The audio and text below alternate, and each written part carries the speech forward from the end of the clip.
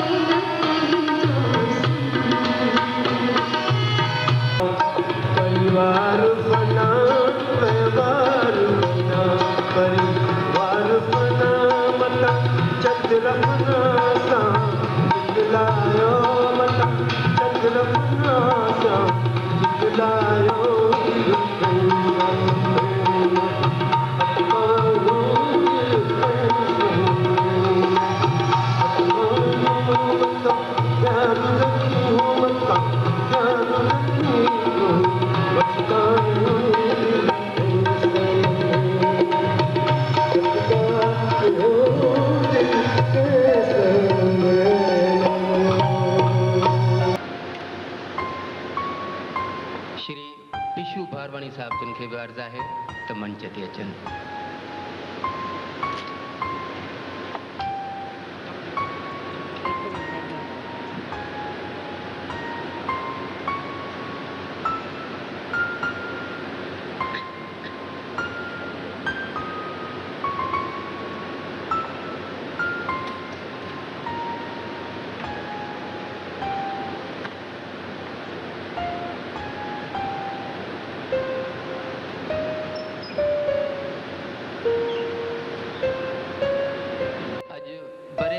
हिंद के तमाम सिंधियुनि लाइ मां सम्झां थो ही इंतहाई तारीख़ ॾींहुं आहे। असांजूं दिलियूं इंतहाई ग़मज़दा आहिनि जो कुछ ॾींहं अॻु साईं असां खां असांजो महबूब लीडर महबूब अदीब श्री गोबिंद मालीअ जो जिस्मानी सायो असां खां खसे वरितो आहे।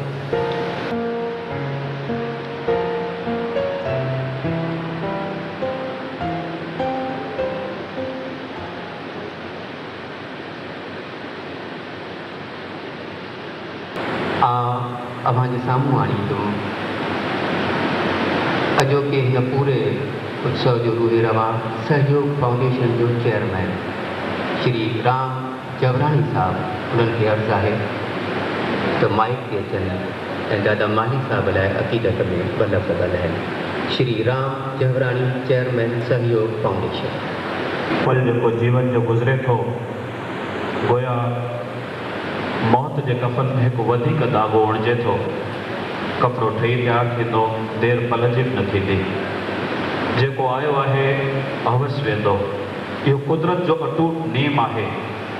जन्म मरण जो इहो बंधन अनंत काल खां शुरू आहे, पर इन जीवन ऐं मृत्यु जे राह में के अहिड़ियूं शख़्सियतूं पैदा थियनि थियूं जेके पंहिंजे कर्मनि, पंहिंजे आदर्शनि, पंहिंजे असूलनि खे क़ाइमु रखंदे पंहिंजे जाति, पंहिंजे समाज, पंहिंजे देश जे लाइ पूरी जीवन अर्पण कनि थियूं। उन्हनि खे मौत बि मेसारे नथो सघे। उहे जहान छॾण खां पोइ बि माण्हुनि जे दिलनि में ज़िंदा रहनि था। तारीख़ बि उन्हनि खे सदियुनि ताईं यादि रखे थी। मुंहिंजा साथियो, अहिड़ी ई हिकु आलिशान शख़्सियत असांजो सदा हयात गोबिंद माली, हिकु लासानी इंसान। अॼु हू भले जिस्मानी तरह असांजे विच में न आहे, पर हुन जा आदर्श, हुन जी सोच, हुन जा वीचार माण्हुनि जे दिलि में घर कयल आहिनि। गोबिंद मालीअ जे सच पुछो त दिलि जे किनारनि ताईं सिंधियत ई सिंधियत भरियल हुई। हुन पंहिंजी समूरी जीवन सिंधी साहित्य, संगीत, रंगमंच खे अर्पण कई। आज़ादीअ जे हलचल जो हिकु सिपाही हो। हुन हर कार्य में पंहिंजे जातीअ जे बहबूदीअ जो बुनियादी जज़्बो रखियो। हर कार्य में हुन पंहिंजी ॿोली, साहित्य ऐं संस्कृति तरफ़ ध्यानु ॾिनो। अहिड़ो शख़्स जो असांजे विच में न आहे, पर हुन जा आदर्श, हुन जा कार्य असांजे विच में आहिनि। साहित्य ऐं साहित्यिक खेत्र जे अंदरि हुन हर खेत्र में पाण मोकिलियो। हुन जी मां सम्झां थो वक़्त जे नब्ज़ ते हथु हुयो, जंहिं करे हुनजो कोई बि लेख, कोई बि मज़मून, कोई बि हुन जी रचना जेका आहे बेमक़सद न हुई। हुन हमेशह उहे राहूं चूंडियूं जेके समाज जे बहबूदी लाइ हुयूं। हुन पंहिंजे इल्मी ऐं अदबी जापुण मां नवां रस्ता कया, जेके मां सम्झां थो त ईंदड़ पीढ़ीअ लाइ, ईंदड़ नस्ल लाइ बेहद लाभदायक थींदा। हिकु सुठो हिदायतकार हो, खेसि ॾाढी सुठी परख हुई, जंहिंजे करे नवनि कलाकारनि जे अंदर में पही उन जे अंदरि लिकल योग्यता ऐं क़ाबिलियत खे परखे करे ऐं उन्हनि खे सवारे, सजाए, ठाहे, ठपे, तराशे ऐं हुन मंच खे ॾिना कलाकार। ऐं अॼु मां सम्झां थो त सवैतिक ओभ ते केतिरा ई सितारा आहिनि जेके हुननि जे जोत मां जलिया आहिनि ऐं अॼु चमकी रहिया आहिनि। मुंहिंजा साथियो, मां माली साहिब जे पोयां कुझु साल वेझो रहियुसि। माली साहिबु हिकु खुलियल दिलि जो इंसानु हो, इन करे हू हर दिलि जी ॻाल्हि सम्झंदो हो। ऐं हुनजे दिलि में काई बि ॿियाई न हुई, न छल हो, न कपट हो, न छल वल कुझु कोन हो। इन करे हुनजी सभिनी सां सिदक सां रहिजी आई ऐं सिदक सां हुनजो सभिनी सां नातो रहियो। मुंहिंजा साथियो, अॼु हू असांजे विच में न आहे। अहिड़ो सिंधी जाति जो सपूत, सिंधियत जो शहदाई सदा हयात गोबिंद माली जे न हुअण ते मां इहो सम्झां थो त हुनजे इन वञण ते असां आंसू न वाहियूं, पर हिकु प्रण कयूं त जॾहिं जॾहिं असां सिंधियत जो ॾींहुं मल्हाईंदासीं तॾहिं असां हुनखे न विसारींदासीं। छाकाणि त इहे ई हुया जिन आंधियुनि मां, तूफ़ाननि मां सिंधियत जी लाट खे बचाए अॼु खे असांजे रोशन कयो आहे ऐं मुस्तक़बिल जे लाइ हिकु सुनहरी वाट ॾिनी आहे। धन्यवाद। कोन्हे त माली साहिब सां जेको मुंहिंजो रिश्तो, मानो कहिड़ो नालो ॾियां।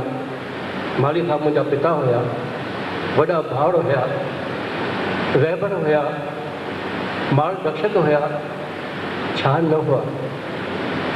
बसि जवानीअ में कदम रखंदे ई माली साहिब सां मुलाक़ात थी। के कदम असां हिंदी स्टेज ते इब्तिदा में गॾु हलियासीं। माली साहिब जी शख़्सियत मूंखे सिंधीअ तरफ़ माइल कयो।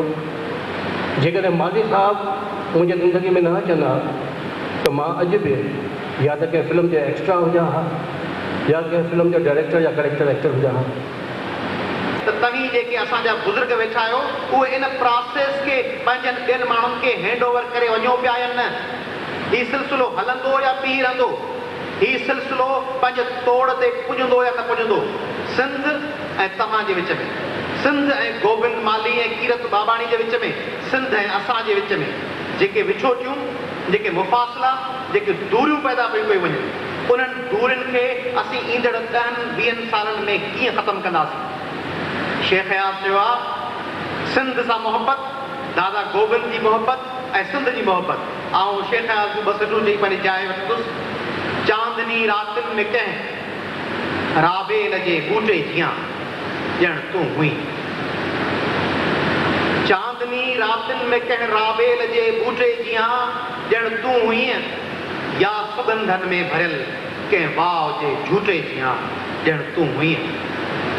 खीर सरता गड को गड हूंदो आहे पहाड़ी बकरो खीर सर पहाड़ आहे खीर सरता गड को नए गाज ते जीअं झुके तीअं मां हुयुसि रण में कोई हरण पाणी ॾिसी ॾाढो डुके तीअं मां हुयुसि तूं मिली मूंखे त सारो जग मिलियो ॿियो छा खपे मुंहिंजी सखी बाग आहे ॾाढो परे जे दग मिलियो ॿियो छा खपे मुंहिंजी सखी जी सखी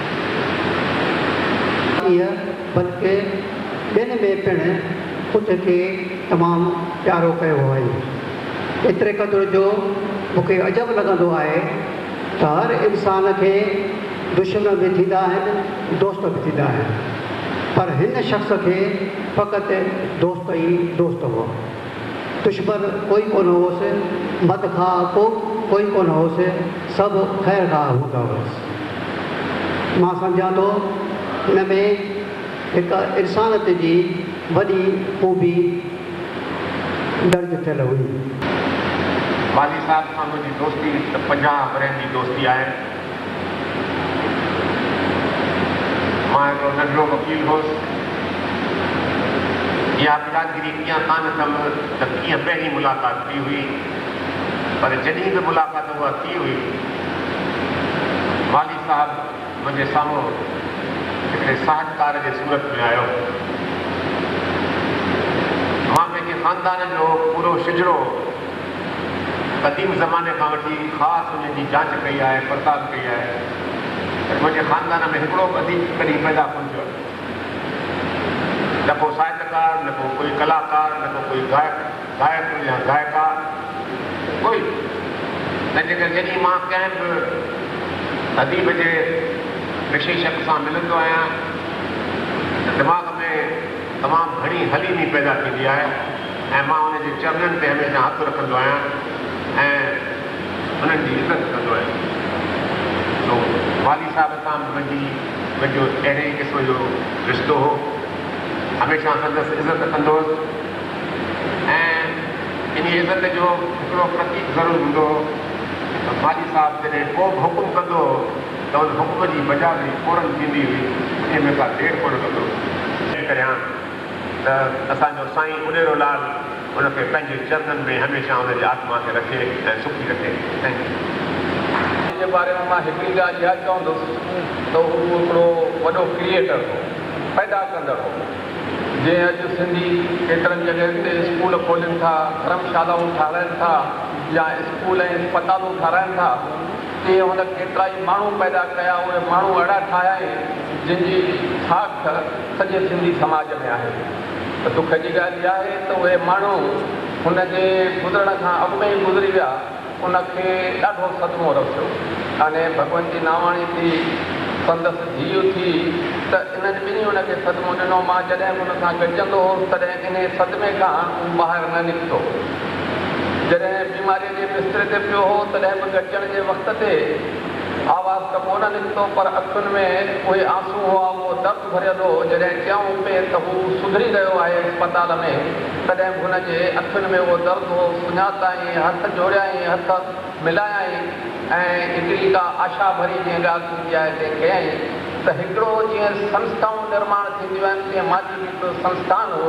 जंहिं कई ऐसा गुल पैदा कया जेके सिंधी समाज खे हमेशह ख़ुशबू ॾींदा रहंदा इहो मुंहिंजो विश्वास आहे कि हेंगल साहब जी वाली साहब सां तमामु वेझी गहराई पर ई दोस्ती रही ऐं हींअर असांजे साम्हूं अचे थो श्री A.K. हेंगल जेको माली साहब लाइ अक़ीदत जा ॿ लफ़्ज़ ॻाल्हाए थो जनाब A.K. हेंगल साहब मेरा उनका बहुत पुराना साथ था कराची से कराची के लोग जो हमारे साथ थे उस वक्त उनमें कीरत बबानी है उत्तम चंदानी भी हैं शायद बैठे हुए या नहीं बबानी या उत्तम चंदानी या और दूसरे लोग मान पंजाबी बैठे हैं या अपने साथ मीर चंदानी साहब बैठे हैं जिन्हें मैं कराची से जानता हूँ तो ये लोग बड़े बहादुरों में से थे अब मजबूरी हुई कि छोड़ के आना पड़ा वो इनका कसूर तो नहीं था सिंधी बोली जो उसकी एजुकेशन थी सिंधी बोली को मनवाने के लिए कि सरकार इस भाषा को माने बहुत कोशिश थी वो इन्हीं लोगों ने की। एक मां कोन ॻाल्हाए सघंदुसि, ॻाल्हाईंदुसि त रोई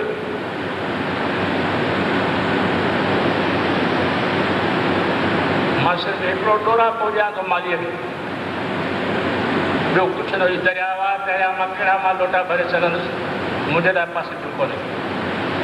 हिकिड़ो माली खे डोरा पियो थो ॾियां। मालीअ असांजो हिकिड़ो वचन हो, हिकिड़ी पाण में असांजी अंडरस्टैंडिंग हुई त कंहिं बि ॻाल्हि ते असीं पाण में सोचे पोइ फ़ैसिलो वठंदा आहियूं। त पोइ हींअर वञण जो जेको फ़ैसिलो वरितईं, मूंखां छो न सोचई, मूंसां ॻाल्हि छो न कई, ईअं अकेलो निकिरी हलियो, छो हलियो ईअं अकेलो निकिरी।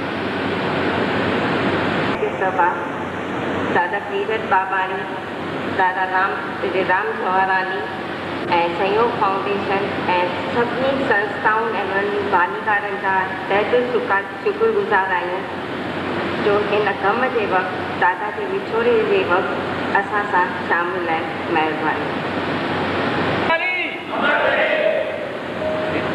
बस एॾो आवाज़ गोविंद मारी।